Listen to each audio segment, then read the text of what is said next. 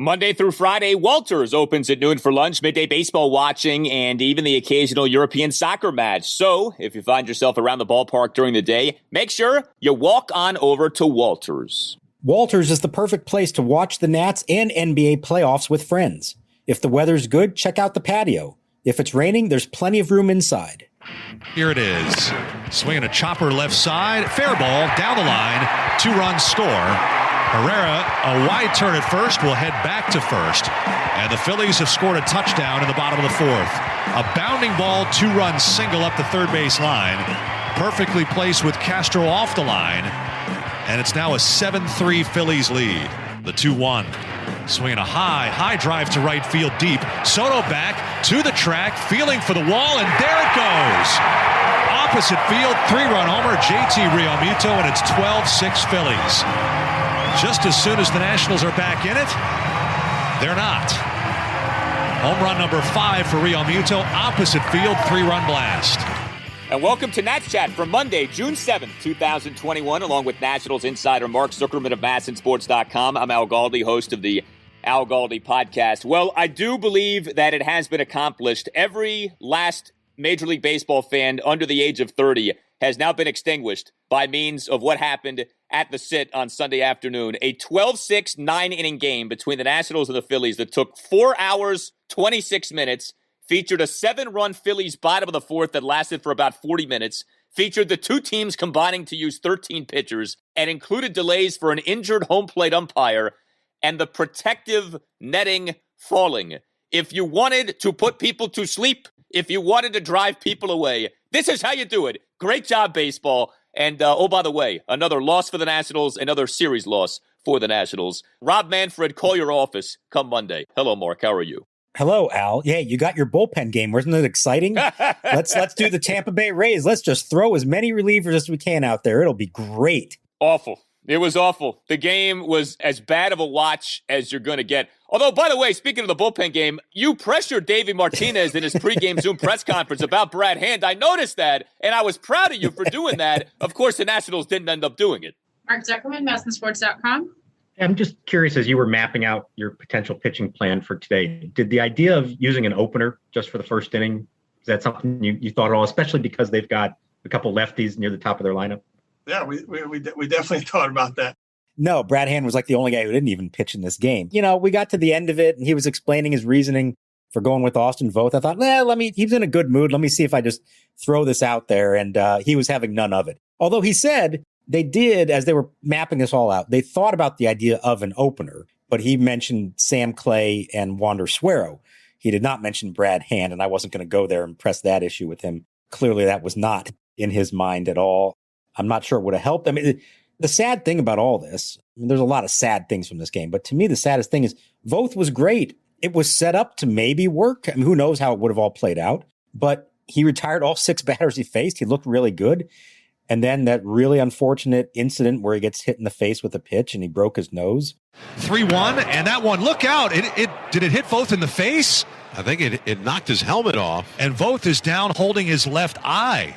It just kind of threw everything out of whack, and the rest of the game was a complete train wreck. Yeah, you mentioned Sam Clay. He may no longer be on the ball club come Monday.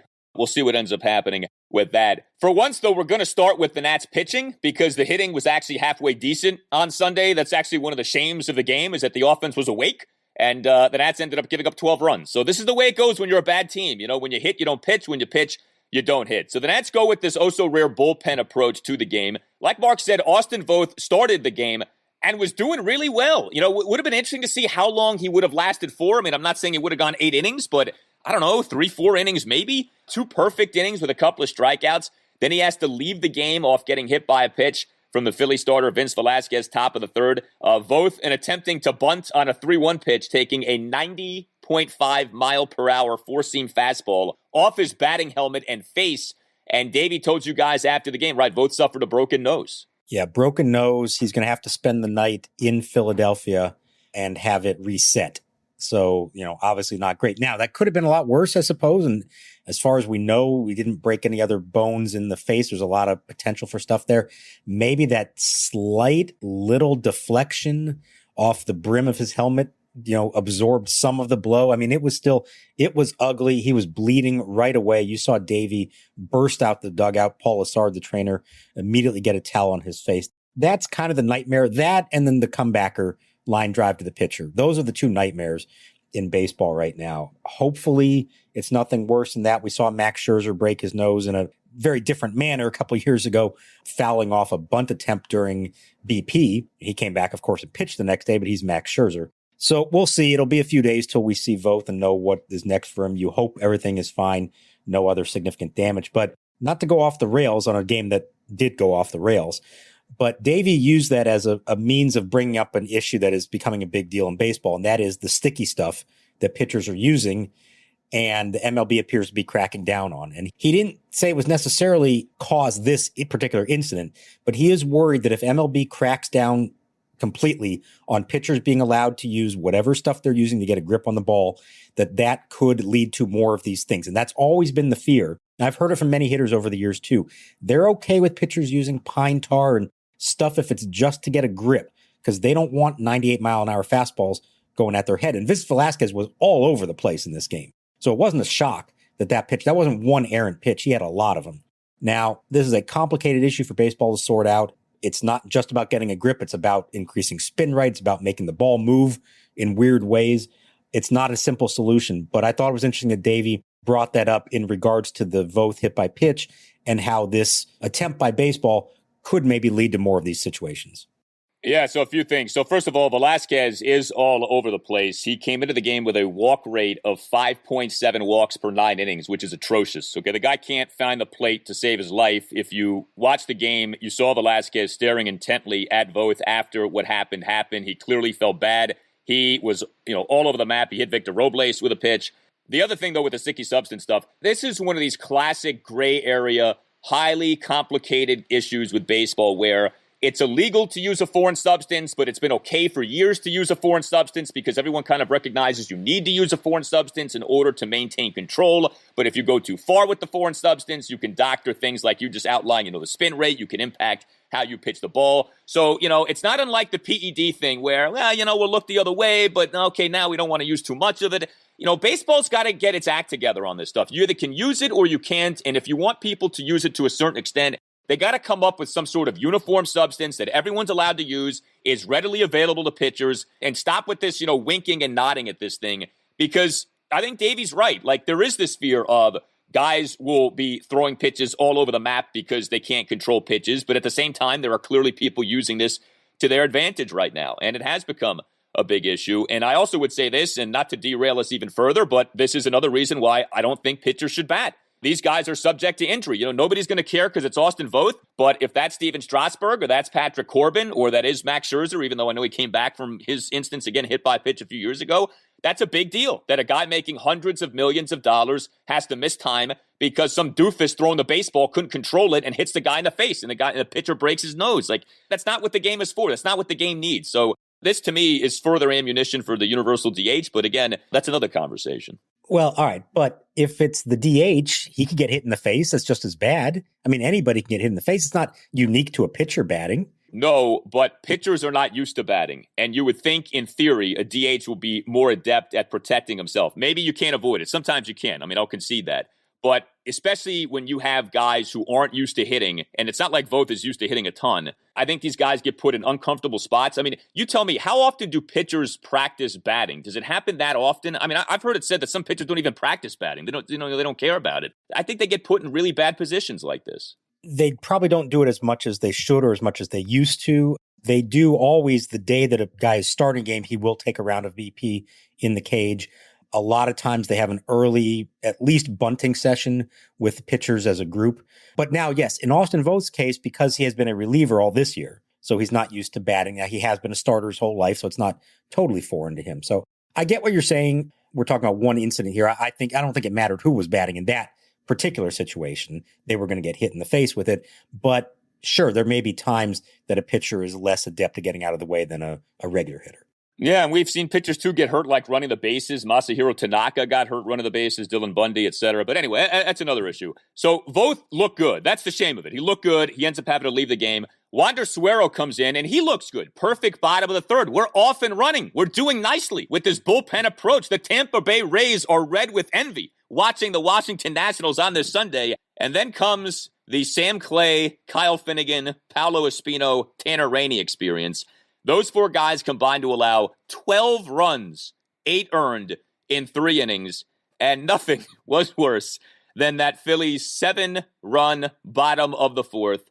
A painful inning, a brutally long inning, an inning in which the Phillies scored in every way possible except the extra base hit. This was something else. Clay is a mess right now, Mark, and Finnegan had issues, and our guy Paolo had issues as well. And we haven't even gotten to Tanner Rainey later in the game, who has got his issues. I try not to be hyperbolic here, but that might be the worst half inning in baseball I've ever seen. Okay? At the big league level. Just because of, I've never seen 7 runs score without anybody hitting the ball hard. There was one batted ball in the inning that had an exit velocity over 90, and that was an out. It was a ground out. Everything else, a little infield single, a ball to where the infield should have been, but it was shifted out of the way. The walks, the strikeout, ball gets away and the runner scores. The pop-up that Jordy Mercer drops. I raised the question on that one, like I was waiting for the umpire to signal infield fly. And I guess he didn't because it technically was not a routine play. He didn't have time to camp under it. But if you're going to give him an error on it, then isn't that a routine play? So I don't know. I thought that was bizarre. And then the fielder's choice, the ground ball to Starlin Castro that he can't decide where to throw it. He throws to second late. That was a complete disaster of an inning. And I don't think I've ever seen an inning like that where 7 runs score without really anything being hit hard. And we'll tie this in maybe when we get to the Nats offense in this game. But Davey made the point afterwards too. Look at the Phillies. They just put the bat on the ball. They didn't hit it hard and they scored 7 runs. Now look at the Nats with the bases loaded. They're trying to hit grand slams and they end up striking out. Sometimes just getting the bat on the ball is enough. And the Phillies did it that inning. Yeah, they did. 7 runs on 3 singles, 4 walks, one of which was allowed by Espino. The error by Mercer, a fielder's choice, and a strikeout wild pitch. It was the inning that refused to end. It was the inning from hell in so many ways. It just would not die, and the Nats kept giving up runs, and you really felt like, I felt like, okay, ball game over. To the Nats' credit, they did battle back. The boys did battle. They scored some runs, but ultimately, the bullpen really just ends up being wretched in this game. There's no other way to say it. By the way, with Sam Clay now, he's allowed 6 runs in 3 innings on 9 hits and 3 walks over his last 6 appearances. He struggled in the game on Saturday. He struggles in the game on Sunday. I get that the Nats aren't exactly oozing with options right now, but I don't know if they can keep going to him. I mean, he just looks like he's a complete wreck these days. He had a really bad weekend, especially. And, we were talking about the possibility of an opener because the Phillies had lefties, 2 of their first 3 batters. And Davey mentioned Sam Clay at one point was a thought of his. Well, he didn't retire any of the 3 hitters on Saturday. And I think that may have played a role in that decision. How are you going to start the game with him when he does that? And then comes back and essentially does the same thing on Sunday. So not good. If you're going to be a lefty in the big leagues, you have to be able to get lefty hitters out. You certainly can't be giving up free passes, which is what he and then Finnegan did. You're right. They're not crawling with great pitching prospects waiting to be called upon. But one of the reasons that they went out and got guys like Sam Clay and Kyle Finnegan, who, let's remember, they were career minor leaguers, no big league experience, and they were given major league contracts, put on the 40-man roster. And part of the reason for that is because this has been an issue for the Nats in recent years. They haven't had a lot of relievers with options who could be sent down. So just whether it's ineffectiveness or overuse and, hey, we need to make a move, we need to bring a fresh arm in, they haven't had a lot of guys they could do that with. Clay and Finnegan do have the options. So perhaps this would be an opportunity just to send them down, give them a break, and get somebody else up who can come in and be available for a few days. We'll see what happens, but certainly not getting the job done right now. No, it's batting practice right now. And our guy, Paolo Espino, he apparently is mortal because he struggled in this game, gave up 2 more runs in the bottom of the 5th, 1-out double by Andrew McCutchen on what was nearly a home run, and then came a home run, a 1-out 2-run bomb by Brad Miller on a 1-2 pitch. And then Tanner Rainey. And, Mark, we've tried to find positives with Tanner Rainey. He was so good last season. I was so optimistic about him coming into this season. I know he dealt with the injury in spring training. But another bad outing for Rainey on Sunday. 3 runs in the bottom of the 6th, leadoff hit by pitch of Nick Maton on a 1-2 pitch, double by Odubel Herrera, 3-run homer by JT Realmuto. Tanner Rainey on the season has been brutal. You know, you could argue he's been the single worst reliever for the Nationals on the season. The ERA will certainly tell you that he has been. 10.57 is the Tanner Rainey ERA. Yes, 10.57. He has 18 earned runs in 15 and a third innings. That is awful. And that's in 20 appearances. So we're not talking about somebody who, you know, it's only just a week worth of bad appearances, something like that. No, this is somebody who has been gone to multiple times. And look, there were maybe reasons early on to find some excuses. He was dealing with an injury in spring training. They want to give him some time, let him get his fastball back. The velocity is there. He's throwing 98. Then he ends up on the COVID IL, even though he didn't get COVID, but he was a close contact because of Eric Fetty. So he has to miss time with that. Well, he's been back long enough now. There's really no excuse for that either. And I hate to make the comparison to arguably the worst reliever in Nationals history, Trevor Rosenthal. Oh, my God, no. And he's not there. Okay, hang on. Trevor Rosenthal, I'm looking it up right now, had a 22.74 ERA in 12 games, a 3.632 whip, which is absolutely awful. 21.3 walks per 9 innings for Tanner Rainey. I'm sorry, for Trevor Rosenthal. The difference here is that Rainey's getting hit. You know, he's not getting beat with walks that much. He's getting hit, and he's getting hit hard, and something's got to change. You can't keep going to the same well and expect that it's suddenly going to be different. So that is another move they're going to have to consider making at some point. Yeah, he was really good for them a couple years ago, and there's a lot of potential still in there, but he is a guy who has a really hard time commanding his stuff. And by say that, it's not just throwing strikes, but throwing quality strikes. And stuff only gets you so far in the big leagues. You have to actually be able to throw it where you want to and get hitters out.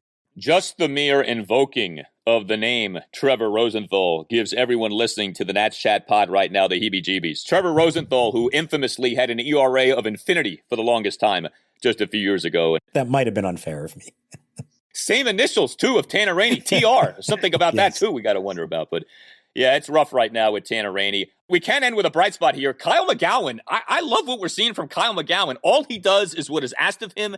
2 scoreless innings, 5 strikeouts on Sunday, lowering the ERA to 2.35. He's got a whip of 0.91. So it's a small consolation, but Kyle McGowin had himself a nice weekend. Maybe it's time for the McGowin-Espino setup double duties, right? Yeah. Are we ready for that yet? Look, again, it's usually low leverage spots, so it's hard to read too much into it. But you need guys like this who can give you quality innings in a game that may be getting out of hand, or maybe they're trailing by a few runs, but it keeps you in it.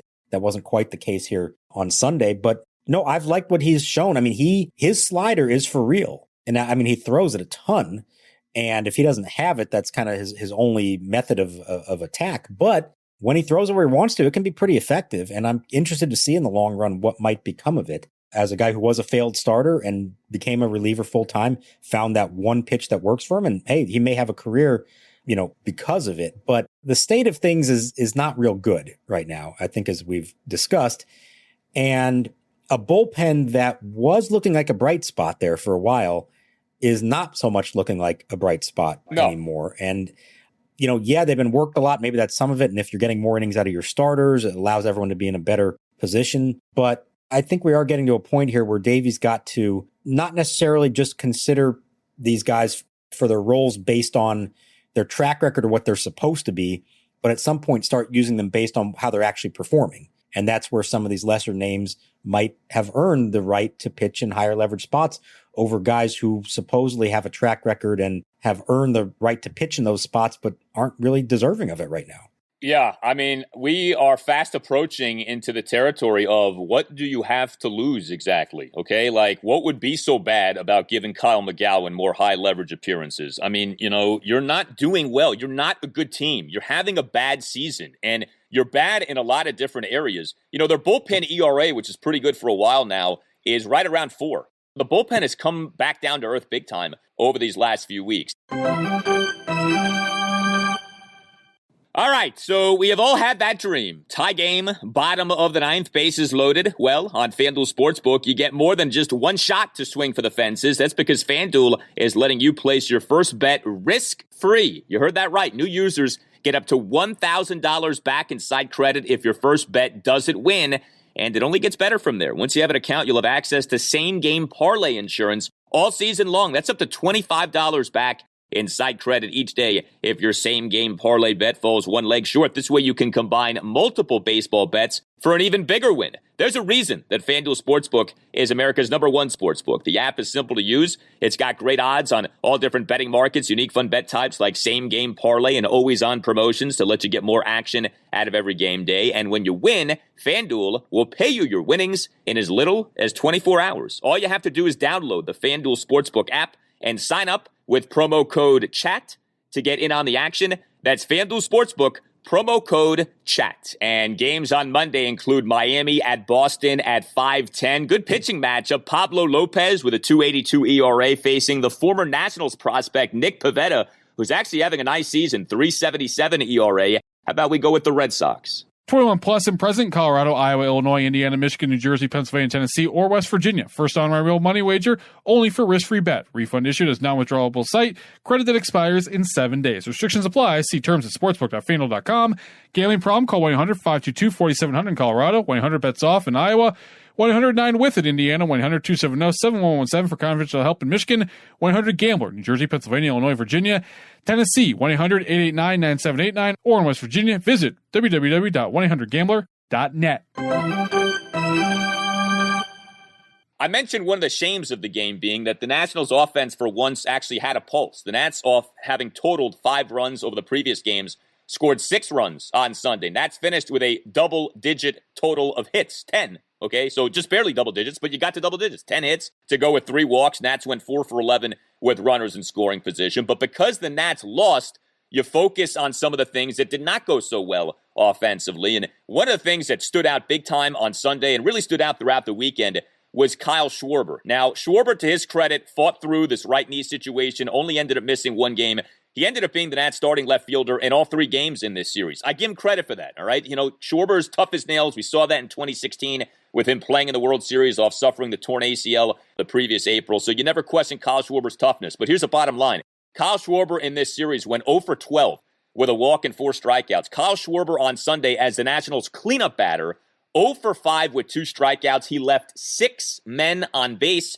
He struck out on 6 pitches with the bases loaded, 1 out, in what ended up being a mere 1-run 3rd inning for the Nats, who continue to lead the planet in innings that should be 3, 4, 5, 6-run innings, only end up being 1-run innings. We had another instance of this in the 3rd inning on Sunday. Schwarber had been doing better. I don't know if the right knee is the reason for the bad weekend, but I do wonder if maybe he shouldn't have been playing this weekend, given that, again, he went 0 for 12 with a walk and 4 Ks in the series. Yeah, not good. I mean, I didn't see any obvious signs to my untrained eye of him at the plate. You did notice one of the games when he was running the bases looked a little off, and you saw Davey replace him with Andrew Stevenson for defense late. So, I don't know, but he had a bad weekend. He had a bad game. But I want to talk about that whole 3, 4, 5 group together. Bell, Schwarber, Castro. And I know you said it was a good offensive day for the team, and I get it. It's better than what they have been doing. It could have been so much better. And the entire tenor of the game could have been completely different if that top of the 3rd goes differently. So they this is after the back-to-back hit by pitches, Robles and Voth, who goes down. Joe Ross pinch runs for him, by the way. Turner singles, and now the bases are loaded, and you've got the big boys coming up. 2, 3, 4, 5. Soto, nice job. Line drive, opposite field single. Ideally, you'd like him to drive in more than 1, but you can't get greedy on that. Okay, you got the 1 run. Bases are still loaded. Nobody out. And now Bell strikes out swinging. Schwarber strikes out swinging. Castro pops up to first base. That right there, that 3-batter sequence is the Nationals season in a nutshell to me. That is it. An opportunity to do something big at the plate with the big hitters supposedly up, and they cannot come through. And not just can't come through, but come through in a way that is so futile that you wonder, how do they ever get a hit in one of these spots? And they now, as a team with the bases loaded this season, are hitting 151, 8 for 53 as a team. Castro is 0 for 8 himself with the bases loaded. And it's clear what's going on. And I mentioned it earlier, they're trying too hard. They're putting pressure on themselves in these spots to hit the grand slam instead of just trying to hit a line drive somewhere and drive in a couple of runs. And I don't know how you break that, how you get out of that. I don't know if there's somebody else who's going to hit in those spots instead of them. We talked about this all year long, how there just aren't other options. But if these are professional, experienced big league hitters with some track records, if they can't deliver a quality and bat in those spots, what hope is there? There's not much. You use the phrase big boys. I mean, Soto's a big boy. Bell is coming around to being a big boy. Schwarber was not a big boy in this series. Castro is a prepubescent boy. Castro was the number 5 batter again on Sunday. I am so over this. Him in that number 5 spot. 0 for 5. He left 5 men on base. Starlin Castro now on the year is batting .244. His on-base percentage now is below 300. You know, people talk about the Mendoza line for batting average as 200. I don't know what you call a 300 on-base percentage, but that's the equivalent of the Mendoza line for OBP. He's at 297 for the on-base percentage on the year, and he's slugging .311. I mean, it's atrocious. And that he bats in the number 5 spot, even in the number 6 spot, as was the case in games 1 and 2 in this series, it's enough, okay? I get that Castro has to be your everyday starting third baseman due to Carter Kieboom. I get it. Castro cannot be batting this high up. I mean, anybody at this point but him in the 5 spot, even the 6 spot, you know? And I know there aren't many options. I recognize that. But this guy has been killing you throughout the season. And, you know, the stuff about the back of the baseball card and the track record. You know, first of all, Castro's track record isn't nearly as good as people like to make it out to be. But he is destroying them this season, batting as high up in the order as he's continued to bat. And we saw this again in this series. Starlin Castro in the series went 2 for 12 with 2 singles and no walks. You know, he never draws walks. That's the other thing with Castro. At least if he drew walks, you could say, all right, he gets on base a little bit. He doesn't. All he does is hit singles. And unless he's Rod Carew and he's piling up the singles, he's not doing you much good. And by the way, he's had some defensive miscues lately, too. He's not exactly Brooks Robinson at third base either. It's been a rough couple of weeks for Starlin. Let's just put it that way. And the problem is when you're in that spot, and we've noticed it with this team in particular, he's the guy who keeps coming up with runners in scoring position. Okay. So, that's not the guy you want to have up. Now, I don't know who the guy is. Maybe it's Yan Gomes once he's healthy. Again, maybe Victor Robles can move up in the lineup a little bit. He had a couple of doubles in this game. I know he still doesn't have a home run, but maybe there are some signs of something. Not that he's been great, but maybe it's a time to give him a little bit more of a chance. I don't know. It's not good. And as we've been saying, outside of Turner and Soto, nobody else is really doing it consistently. And not that Turner and Soto have been that consistent. They've had some issues as well. But I don't want to pick on the lineup on a day when they scored enough runs to win a game, but there was a chance to put this game away early. And I think it might have changed the entire complexion of it if they had just delivered in that perfect golden opportunity of a third inning against Vince Velasquez, who looked awful on the mound for the Phillies. I do like that Davey had Turner 1, Soto 2. I do think that's the way to go. I think you just get your 2 best guys the most plate appearances possible. I did like that on Sunday. I hope Davey sticks with that. Soto, off a bad game 2 in the series, was much better in game 3 on Sunday. 2 for 4, RBI triple, RBI single, and the walk. Josh Bell ended up having a pretty good series. Bell, for the series, 4 for 12 with a homer, a double, 2 singles, and a walk. He on Sunday had a single and a walk, although he did fail in a big spot or 2. It was actually interesting. Ryan Zimmerman doesn't start at all in the series, comes up in 2 spots as a pinch hitter, 0 for 2 with a couple of strikeouts, including that bad at bat on Saturday, on which he was up there with runners first and second, 2 outs, ends up striking out on 3 pitches in a 1-run 8th inning for the Nats. But they did do some decent things offensively on Sunday, like we were just saying. You mentioned catcher, no Yan Gomes the entire series. Alex Avila ends up being the catcher for all 3 games in the series, and he does end up doing a good job. He was kind of a nice, sneaky bright spot in this series. We talked about him throwing out runners trying to steal on the last installment of the pod. Avila, though, offensively wasn't that bad in this series. 1 for 3 with a single and a walk on Sunday. 2 for 8 with a double, single, 3 walks in the series. He gives you a good plate appearance. You know, he had an extra base hit. I mean, I know the bar is low at catcher, and you're not expecting greatness from Alex Avila, and you know, it is telling that in this game, Avila was the number 6 batter. That's not supposed to be the case, but he actually did a nice job in this series, I thought. Yeah, sometimes with those guys, the more you play, the better you get. You just need the reps. I remember it happened with Yan Gomes in 2019 when Kurt Suzuki got hurt in September. And all of a sudden, Gomes was catching something like 10 days in a row, something crazy like that. And he started hitting.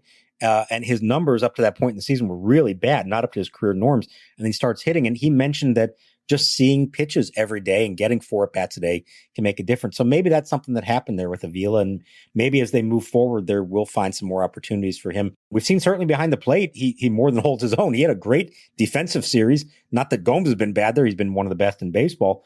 But maybe it's time to start thinking about, a little more even playing time between the two, just because you can't afford for Gomes to have that hamstring turn into something more long-term. I mean, I think the hope is that he's ready to go Tuesday in Tampa. But if you start, asking him to catch 5 days in a row again, all of a sudden the hamstring blows out and you're going to lose him for a long time.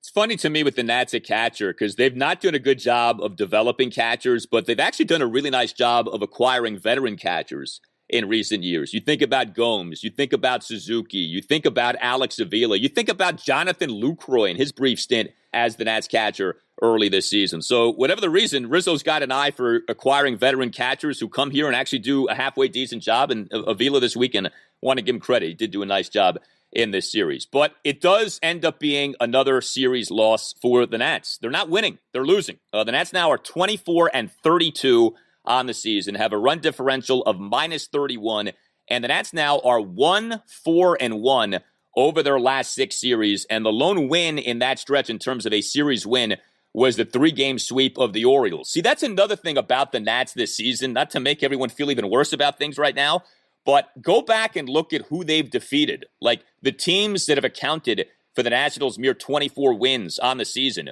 A sweep of the Orioles, a sweep of the Miami Marlins, some wins over the Arizona Diamondbacks.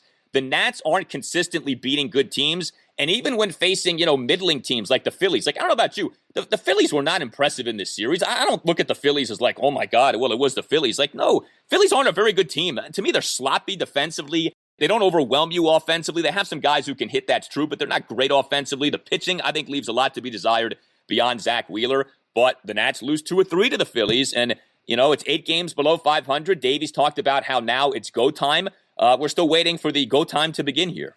I agree. I'm not impressed with the Phillies much at all. I wasn't that high on them going into the season, and certainly what we've seen from them so far doesn't suggest it. I mean, their fans there, I know they're very fickle to begin with, but going into this weekend, they were already talking about, sort of like we've been suggesting, is this team going to need to sell some of their parts over the summer? Everybody but Bryce Harper, who of course is unsellable with that contract right now.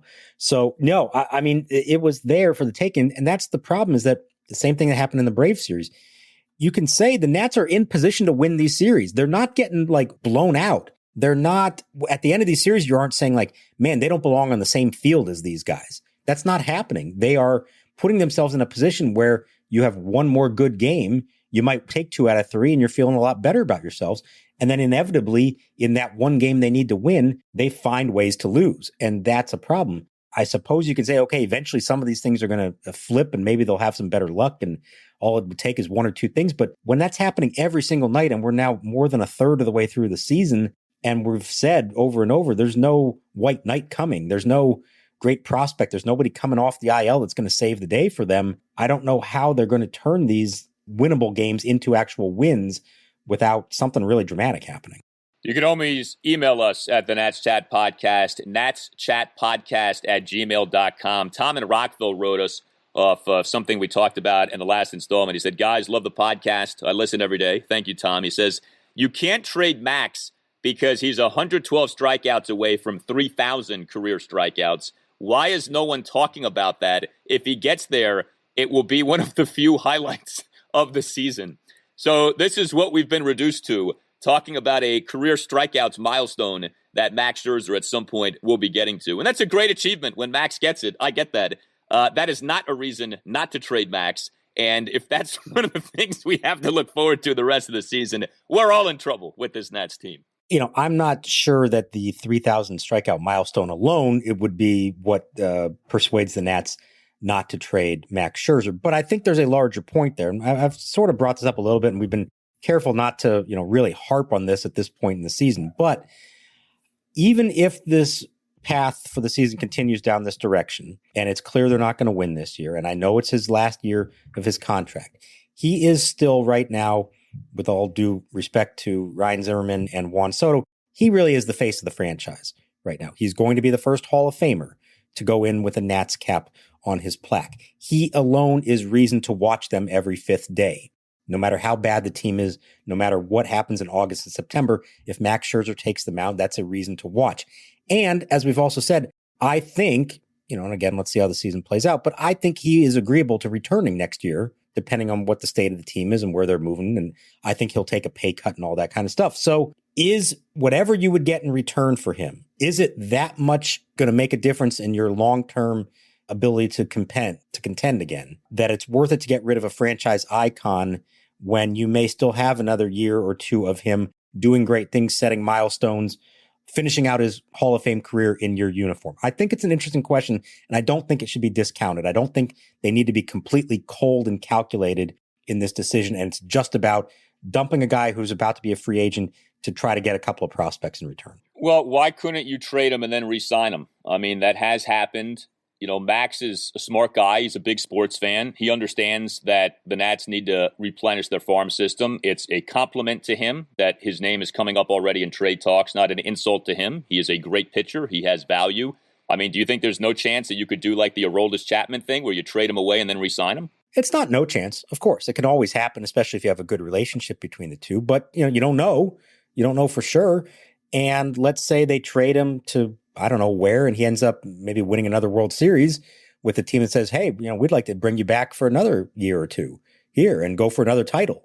And he says, well, all right, well, I like Washington, but maybe I kind of like it here now. I think you're running a big risk to do that. I don't think you trade him with the idea of re-signing him. You hope maybe that can happen, but I think it is a risky thing. And you never know how those relationships between team and player go at that point once you trade him. I know you can say all the right things, and Max is a smart guy and he gets it, why they would do it. But, there's still a little bit of pride there that may be hurt if he were to be traded. So I'm not trying to say it's a bad idea if it comes to it, but I don't think it's as simple as just saying you have to trade him, you have to get a couple prospects in return because this team isn't going anywhere and they need a farm system. Yes, those are all true, but it may not quite be worth it, especially if you're not getting surefire prospects in return that are going to help you win in the next year or two. Yeah, well, we're getting closer to this truly becoming a topic. Like you said, though, we're not there yet. But their farm system is in dire straits, and I think they got to do all they can to replenish it. But we'll see. Hopefully it's not a conversation. Hopefully the Nats surge, and keeping Max Scherzer is 100% the way to go come late July. But right now, it certainly does not feel that way. Well, no game for the Nats on Monday. They mercifully have an off day. Then comes a 2-game series at the American League leading Tampa Bay Rays. Not the American League East leading Tampa Bay Rays, the American League leading Tampa Bay Rays. Everyone on the planet thought this was going to be a step-back season for the Rays. Everyone on the planet thought regression was coming for the Rays of their latest offseason maneuverings. And, come on, this team's good, but is it really this good? You're going to make another charge toward the postseason off what we saw with the team winning the pennant last season. Here we are, third of the way into the year. The Rays are atop the American League. It's a 2-game series, Tuesday night, 7:10. John Lester to start. Wednesday night, 7:10. Patrick Corbin will start. I think it's going to be really interesting to see the Rays up close and personal, how they do what they do. A classic case of, a whole greater than the sum of the parts. You got to be a real nerd to be able to name more than a few people on the Tampa Bay Rays. And yet this team, every year it feels like, is at or near the top of the division, making the postseason, doing things that you're not supposed to do with a payroll that is microscopic in relation to the likes of the Yankees, the Red Sox, the Dodgers, and yes, even the Nationals. I think there is something to be learned by every team in baseball from the Rays, and we're going to get an up-close look-see at them over the next couple of nights here starting Tuesday. Yeah, I'll be curious to see them in person. I remember actually watching them against the Nationals last year during the short season, and in a couple of those games, I wasn't all that impressed with them. And there's a lot of, who's this guy? Oh, who's that guy? And then all of a sudden at the end of the year, they have the best record in the league, and they go on to the World Series. I mean, credit to them. They figured out a method that works for them to do it. We're going to see one of the better starting pitchers in the league in Tyler Glasnow on Tuesday. Yet another pitcher the Pirates traded away, by the way, who was a failure for them and has blossomed with the Rays. That's going to be a tough challenge. I think if you're the Nationals, you're going to see Ryan Zimmerman in the lineup because they will have a DH. Maybe that leads to some length in the lineup, and Starlin Castro won't have to hit fifth against Tyler Glasnow, and maybe on Wednesday as well. They're going to need to hit, they're going to need to score runs, and they are going to need John Lester and Patrick Corbin to pitch well, because at the moment, that's their number 2 and 3 starters, believe it or not. That's scary. That's very scary. We will also see the Nats playing in maybe the single worst environment in baseball. The Trop is horrendous. Nobody goes to the games. The environment stinks. And here's what captures this as much as anything. Most teams, not every team, but most team in baseball has a better home record as compared to the road record. The Rays are the exact opposite. 15-13 at home, 23-10 on the road. The Rays thank the baseball gods when a road trip comes up. Playing at home, not so much fun. We're going to see some really stale environments, I'm guessing, during this 2-game series. But we're also going to see a really good team in the Rays, so should be interesting. I will say, having been to both of them, I will say that the Trop is better than Marlins Park in terms of environment. Oh, you will? Now, I've never seen Marlins Park with a crowd of more than like 10,000. So if that ever were to happen, maybe it's different. But the Trop, as bad as it is, at least the quality of the baseball is good. At Marlins Park, not so much. Yeah, that expansion into Florida has not worked out so well, even though the two teams have actually had some success. But it has not been a banner run in terms of attendance and ownership for those two franchises. All right, well, another loss, another series loss for the Nationals. We want things to get better. We hope that things get better. But for now, the Nationals remain in a rut. You tell us what you think, what you want to see from the Nats, what you think could be coming from the Nats. Hit us up on Twitter at Nats_chat. You can always email the podcast as well. natschatpodcast@gmail.com. We do appreciate everyone who continues to listen and download the podcast. If you could, please consider subscribing to the podcast. Also, just leave like a brief 1-sentence review, especially on Apple Podcasts, and also a 5-star rating. Doing these things costs you nothing. It does help out the podcast a lot. And tell your friends. Tell your friends, absolutely. Spread the word, please. Nats Chat Podcast t-shirts remain available. You can get those by going to natschatpodcast.square.site. All Nationals radio highlights on Nats Chat are courtesy of 106.7 The Fan. For Mark Zuckerman, I'm Al Galdi. We'll talk to you next time on the Nats Chat Podcast. Pitch to Turner. Called strike with a sinking fastball. It appears that some netting Collapsed behind the plate. Yeah, the netting behind the plate collapsed.